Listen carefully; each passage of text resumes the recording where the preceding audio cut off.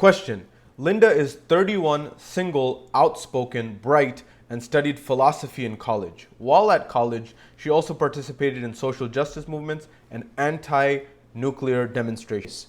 Is Linda a bank teller or a bank teller and active in the feminist movement? What's the answer? Keep that question in the back of your mind. We'll get right back to it. Life is really simple, but we insist on making it complicated. Confucius. So coming back to the Linda problem, what is it? Is it option one, she's a bank teller, or two, that she's a bank teller and active in the feminist movement? When asked this in this very famous 1983 study called the Linda problem, the answer that most people say is that the second option, that she's a bank teller and active in the feminist movement. When in reality, this is what's called the conjunction fallacy. When we take two options, put them together, the probability of both of them actually being the case decreases. And this is something that can help you get clarity around decision makings. One way in which you can cut through the clutter and actually get to the root of matters is a philosophical tool called Occam's razor. Occam's razor is a way to cut through difficult situations by understanding that the simple choice is often the more probable choice. It's named after William of Occam. Occam's razor essentially says that when you have two probabilities or two scenarios, the simpler of the two is more likely to be true. So in this case, for example, in the Linda problem, Linda simply being a bank teller is much more probable than Linda being a bank teller and also being active in the feminist movement, statistically speaking. Similarly, when you're looking at situations of, for example, in our world, if you're on the internet and trying to look up your symptoms, let's say you have certain symptoms that are part of the set of symptoms for a cold. That's one set.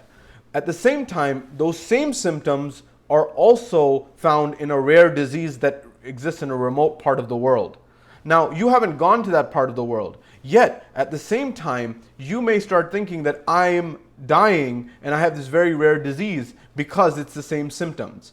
Occam's razor here would say, in these two scenarios, the simpler scenario is more likely to be true. That is, you actually have just a common cold. Another tool that you can use to cut through difficulty and cut through scenarios that are complicated is Hanlon's razor. Hanlon's razor says that when you're faced with two situations, the one that, if it's between malice and carelessness, carelessness is what caused it more likely than malice. What's an example of this? Say you get cut off in traffic. If you get cut off in traffic, did that person cut you off in traffic because they were trying to make you upset intentionally, or was it just carelessness? Well, you may say they were trying to intentionally upset me. Possibly. But what if the tables were turned? What if you cut someone else off in traffic?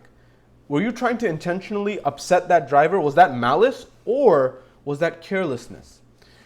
And this is where Hanlon's razor comes in. More often than not, when things like this happen, it's not due to malice, it's due to carelessness. When you use these two sets, understanding the conjunction fallacy on one hand, and to solve the conjunction fallacy, Occam's razor and then Hanlon's razor, it can help you to realize that the simple solution is often the right solution or the more probable solution.